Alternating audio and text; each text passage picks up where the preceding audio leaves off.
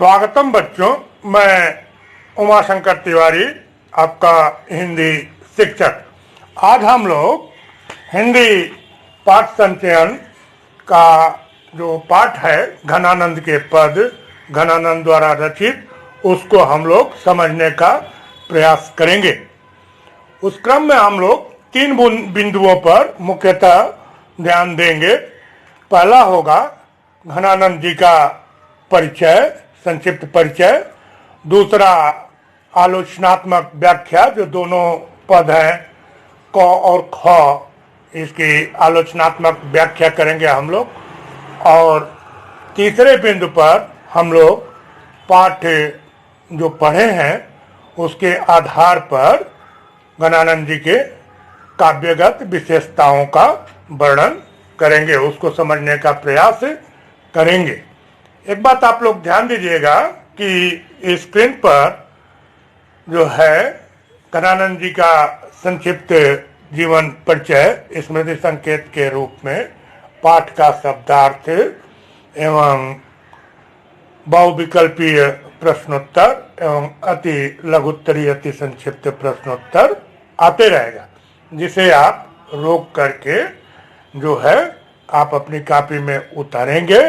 पाठ तो दो ही पद हैं केवल, क और ख, इसलिए इसको 5 बार 7 बार 10 बार ध्यान से पढ़ेंगे और वीडियो को ध्यान से देखेंगे, सुनेंगे, समझेंगे, ताकि पाठ जो है विधिवत परीक्षा की दृष्टि से तैयार हो जाए।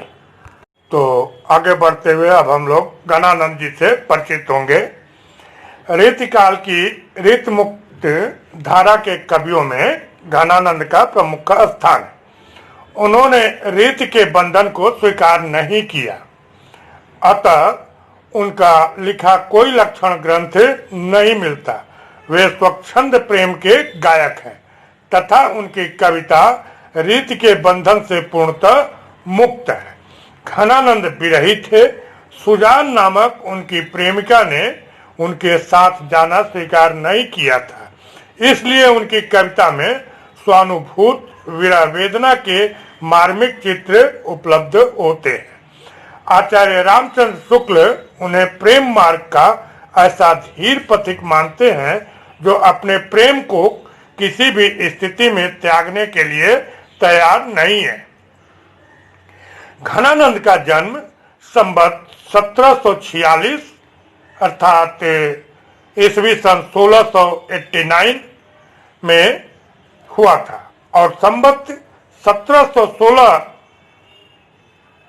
मतलब कि ईस्वी सन 1739 में नादिर शाह के द्वारा किए गए कत्लेआम में वे मारे गए। ये दिल्ली के बादशाह मोहम्मद शाह रंगीला के दरबार में मीर मुंशी थे। घनानंद मूलतः लौकिक प्रेम पात्र के रसिक थे। इसी से हृदयगत प्रेम की जो लहर उनकी कविता में है वह अन्यत्र दुर्लभ है। अपनी लौकिक प्रेयसी मोहम्मद शाह रंगीला के दरबार की नर्तकी सुजान के प्रति घनानंद ने प्रेम निवेदन किया है। वह हिंदी काव्य की अस्थायी संपदा है। उनका मिलन न हो पाने से यह चिर वियोग की गाथा हो गई। आइए उनके कृतियों को देख लें हम लोग, रचनाओं को। सुजान सागर, विरह लीला, रसकेल, कृपाकंद, सुजान हित, वियोग वेल, प्रेम सरोवर, प्रीति पावस, प्रेम सहेली। आचार्य शिव प्रसाद मिश्र ने घनानंद के कवित्व के सवैयों का संकलन घनानंद कवित्व के नाम से किया है। तो ये रही उनकी रचनाएं और एकदम संक्षेप में उनका परिचय। तो बच्चों, आगे बढ़ते हुए अब हम लोग जो घनानंद जी द्वारा रचित जो पद हैं दोनों क और ख, इनका क्रमशः हम लोग आलोचनात्मक व्याख्या करेंगे। आलोचनात्मक व्याख्या में हम लोग संदर्भ को देखेंगे, प्रसंग को देखेंगे, व्याख्या को देखेंगे और विशेष को देखेंगे। आइए पहला जो है क भाग, उसको हम लोग पहले किताब से पढ़ते हैं और फिर देखते हैं। भोर ते सांझ लो कानन और निहारत, बावरी नेकु नहारत। सांझ ते भोर लो तारन ताकिबो, तारन सो इक तारन टारत। जो कहूँ भाव तो दीठ परे, घन आनंद आसुन अवसर गारत। मोहन सोहन जोहन की लगिए, रहे अखियन के उरे आरत। आइए इसका संदर्भ देखें हम लोग। प्रस्तुत पद हमारी पाठ्य पुस्तक हिंदी पाठ संचयन के घनानंद के पद नामक कविता से उद्धृत है। इसके रचनाकार महाकवि घनानंद जी हैं। अब प्रस्तुत पद में इसके प्रसंग को देख ले। प्रस्तुत पद में घनानंद ने विरहिणी नायिका के साथ एक भक्त की मनोदशा का चित्रण किए। अब व्याख्या को हम लोग देखें। घनानंद ने प्रस्तुत पद्यांश में पीड़ा का बड़ा ही मर्म स्पर्शी चित्र खींचा है। नायिका विरह में चूर होकर अपने प्रिय के आगमन की प्रतीक्षा कर रही है। इस क्रिया में उसे समय की कोई सीमा बांध नहीं पाती। अपने प्रिय के मिलन की आशा लिए वह प्रातः काल से संध्या काल तक जंगल के उस मार्ग की ओर देखती रहती है जिधर से उसके प्रिय के आने की संभावना। जब संध्या हो जाती है और विरह समाप्त नहीं होता, अर्थात उसका प्रिय नहीं मिलता, तो वह तारे गिन गिन कर रात बिता देती है। रातों में एक क्षण के लिए उसके नेत्र तारों से दूर नहीं होते हैं। ऐसी स्थिति का वर्णन करते हुए गीतकार ने इसी भाव को इस प्रकार व्यक्त किया है। गिन गिन तारे मैं हार गई रात को, पिया न आए मुलाकात को। विरह में ऐसी दशा होती ही है। घनानंद की नायिका की स्थिति भी बहुत कुछ ऐसी ही है। प्रतीक्षारत नायिका को जब उसके प्रिय के दर्शन होते हैं तब मिलन के आनंद के आंसुओं से उसके नेत्र भर जाते हैं और अपने प्रिय को देख नहीं पाती। विरह बना का बना ही रह जाता है उसका। इस प्रकार उसमें अपने प्रिय की प्रतीक्षा की अभिलाषा बनी रहती है। मिलन के लिए उसके नेत्र प्रतीक्षारत रहते हैं। आइए विशेष को देखते हैं। रस विप्रलंब श्रृंगार का चित्रण है। छंद पद छंद है। अलंकार जो कहूं में उपमा तो मोहन सोहन इत्यादि में यमक अलंकार का प्रयोग है। भाषा ब्रज भाषा का प्रयोग है। तो बच्चों आगे बढ़ते हैं और पद का दूसरा भाग जो ख है उसको जो है हम लोग पहले किताब से पढ़ेंगे, फिर संदर्भ प्रसंग और व्याख्या की तरफ बढ़ेंगे। आओ किताब की तरफ चलते हैं। अति सूधो स्नेह को मार्ग है, जहां नेक सयानपन बांक नहीं। तहां साच चले तजी आप न पो, झिझके कपटी जे निशाक नहीं। घने आनंद प्यारे सुजान सुनो, यहाँ एक ते दूसरो आंक नहीं। तुम कौन धो पाठ पढ़े हो लला, मन ले हूं पैदे हूं छटाक नहीं। इसका संदर्भ और प्रसंग हम लोग देख लें। आलोच्य पद हमारी पाठ्य पुस्तक हिंदी पाठ संचयन के घनानंद के पद नामक कविता से उद्धृत है। इसके रचनाकार महाकवि घनानंद है। इसका प्रसंग देख लें। आलोच्य पद में घनानंद ने प्रेम के मार्ग की विशेषता का वर्णन किया है। आइए इसकी व्याख्या को देखें। इस पद के माध्यम से घनानंद ने यह स्पष्ट किया है कि प्रेम का मार्ग बहुत सरल, इसमें कुछ टेढ़ापन नहीं है। सच्चे प्रेमी अपना सब कुछ त्याग कर इस मार्ग पर चलते हैं एवं कुछ त्यागने वाले ही इस मार्ग पर चलने में सफल होते हैं। सच्चा प्रेमी इस पर चलने के लिए अपना सब कुछ त्याग देता है। जो कपटी और संकालू होते हैं उन्हें इस मार्ग पर चलने में संकोच होता है। कपटी और शंका करने वालों को विश्वास नहीं होता। यही कारण है कि वे प्रेम मार्ग के सफल यात्री नहीं बन पाते हैं। घनानंद अपनी प्रेमिका सुजान से कहते हैं कि प्रेम में एक ही अंक है, अर्थात प्रेम एक निष्ठ होता है। सच्चा प्रेमी किसी एक से प्रेम करता है, उसके लिए कोई दूसरा नहीं होता। यहाँ प्रेमी अपने प्रिय के व्यवहार से संतुष्ट नहीं है। अंतिम पंक्ति में उलाहना का भाव प्रदर्शित हुआ है। घनानंद सुजान को उलाहना देते हुए कहते हैं कि उसने कौन सा पाठ पढ़ा है, मन तो ले लिया पर कुछ दिया नहीं। यहाँ मन का मतलब उस वजन से भी है जिसमें 40 शेर होते थे। छटाक शेर का 16वां हिस्सा होता था। वक्ता के कहने का आशय यह भी है कि उसका प्रिय एक मन लेकर एक छटाक भी वापस नहीं करता। प्रेम का मार्ग सरल है, यह घनानंद की अपनी सोच है। भक्त कवियों ने इसे बहुत कठिन मार्ग कहा है। तुलसीदास ने तो इसे कृपाण की धार कहा है।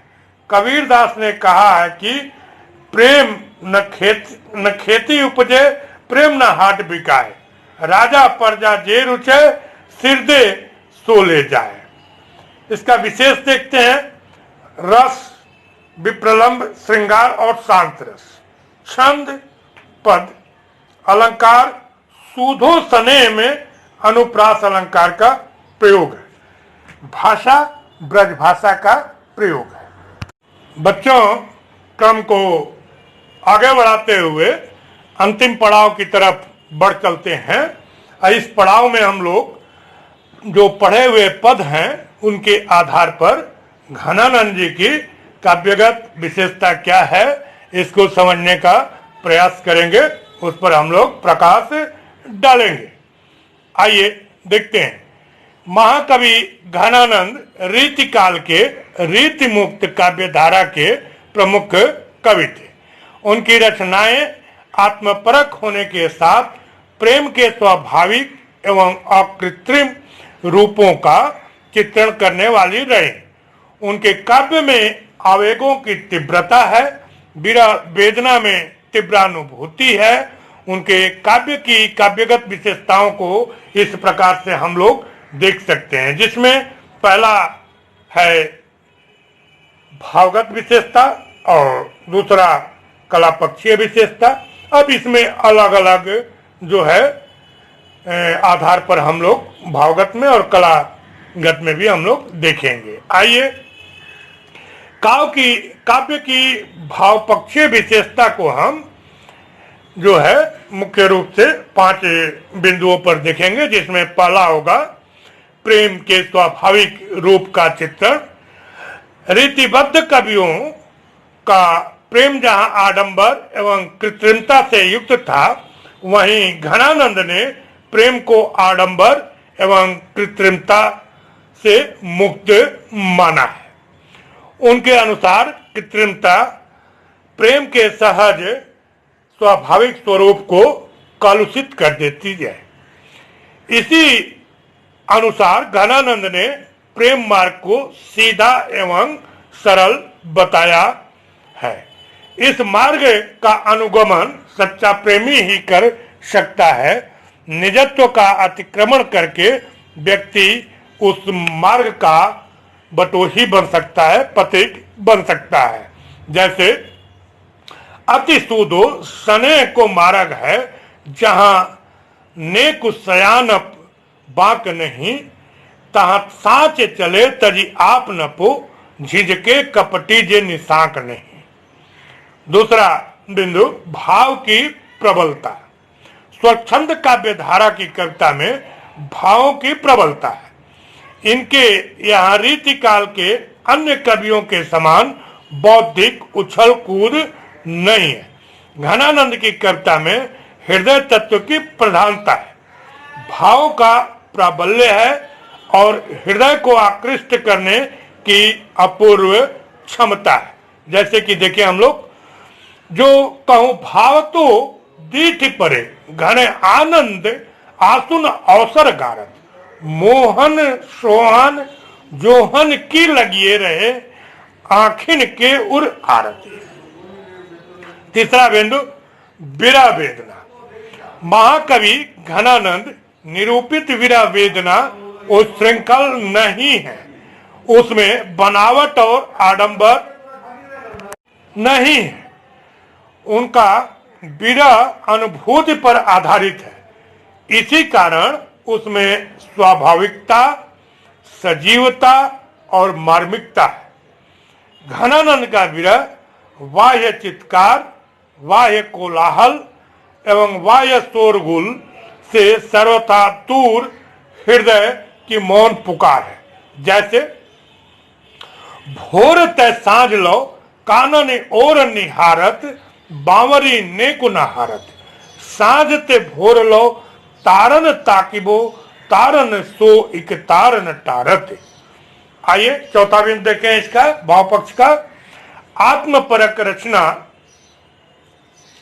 घनानंद रीतिकालीन कवि होने के उपरांत उनकी कविताओं में आश्रयदाताओं की स्तुति, प्रशंसा आदि का सर्वथा अभाव है। रीतिबद्ध कवि जिस प्रकार से अपने आश्रयदाताओं की खुशामद और उनके यश का वर्णन किया करते थे, उस वस्तु कथा का रीतिमुक्त कवियों की कविताओं में सर्वथा अभाव दिखाई पड़ता है।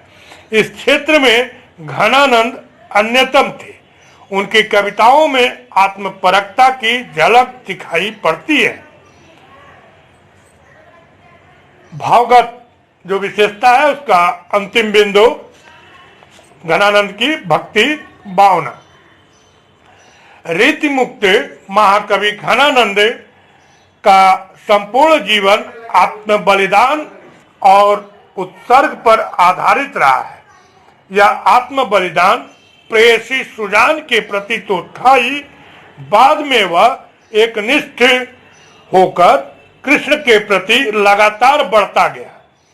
अपने जीवन में ठोकर खाने के पश्चात वे वृंदावन की तरफ उन्मुख होते हैं और बांके बिहारी को अपना इष्ट देव मानकर उनकी भक्ति में लीन हो जाते हैं। उनके पद एक विरहिणी नायिका के उद्गार के साथ एक भक्त हृदय के उद्गार भी है।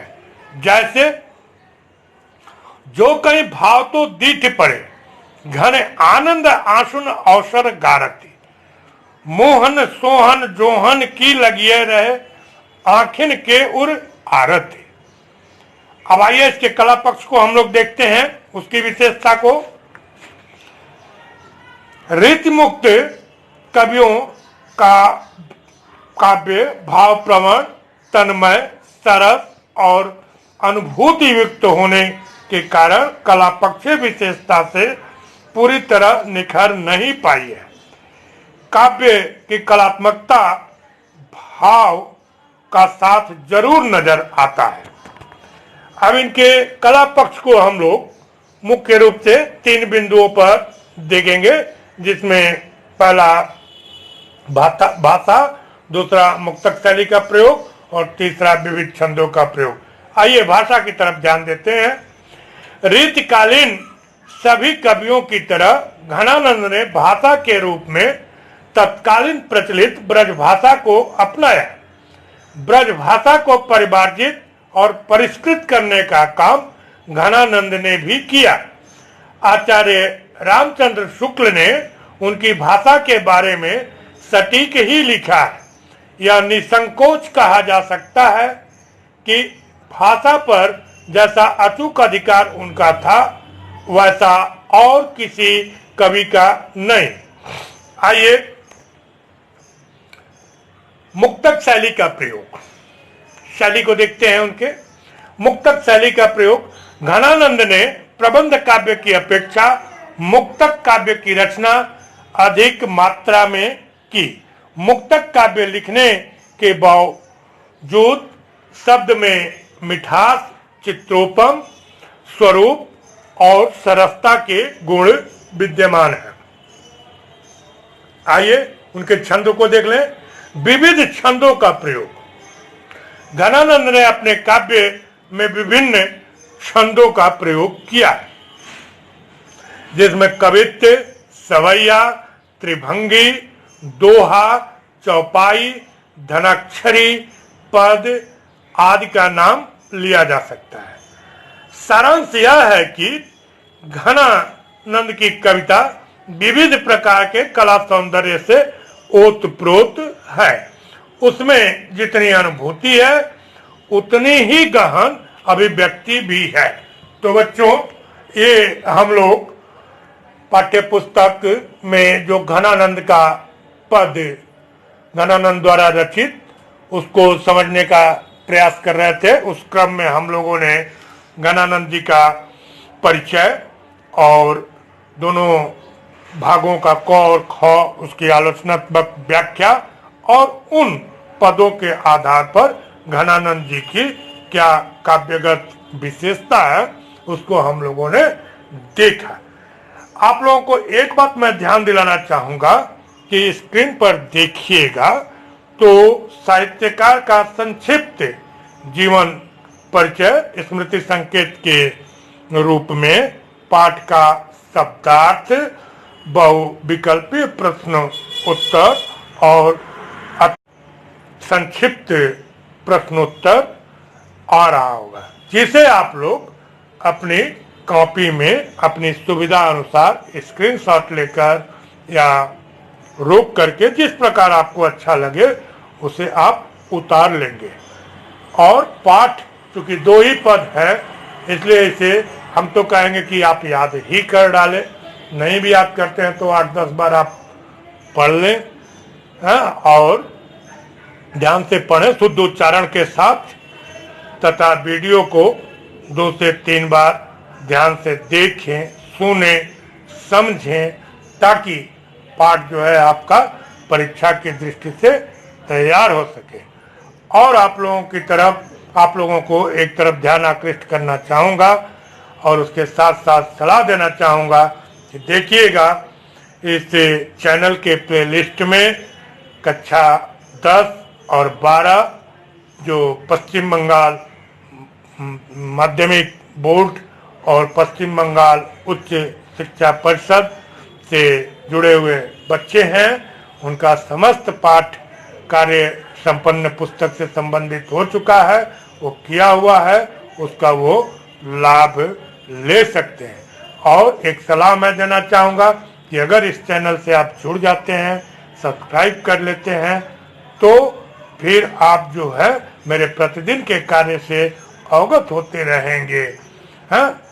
और अब आप जो है आज की जो है कक्षा जो है यहीं समाप्त होती है। आप लोगों को बहुत बहुत धन्यवाद एवं आशीर्वाद।